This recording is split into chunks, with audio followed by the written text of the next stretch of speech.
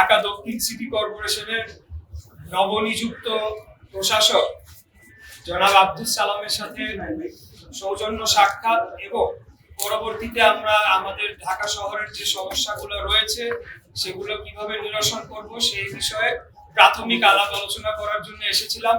আমাদের মধ্যে অত্যন্ত ফলপ্রসূ কয়েকটি বিষয় নিয়ে আলাপ আলোচনা হয়েছে, যার মধ্যে গুরুত্ব পাচ্ছে যে আগামী ডেঙ্গু সিজনের আগে যাতে মশক নিধন কর্মসূচিটা আমরা ব্যাপকভাবে ছড়িয়ে দিতে পারি।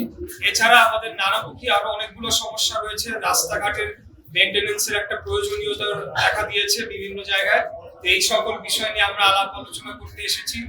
আমাদের মাননীয় প্রধানমন্ত্রী জনাব তারেক রহমান উনি আমাদের সবাইকে নির্দেশ দিয়েছেন, বিশেষ করে ঢাকার যারা আমরা নির্বাচিত সংসদ সদস্য এবং প্রশাসক আমরা যারা আছি, আমরা যাতে যেহেতু একটা ভালো একটা নির্বাচিত সরকার বেশ কিছু মাস অথবা 1.5 বছর যাবৎ অ্যাবসেন্ট ছিল, যার কারণে সেবা দানের যে কাঠামোটা অনেকটা ভেঙে পড়েছে। সেটিকে দ্রুততম সময়ে আমরা সচল করে নাগরিকদের কষ্ট লাঘব করার জন্য যেমন কাজ করব, এর পাশাপাশি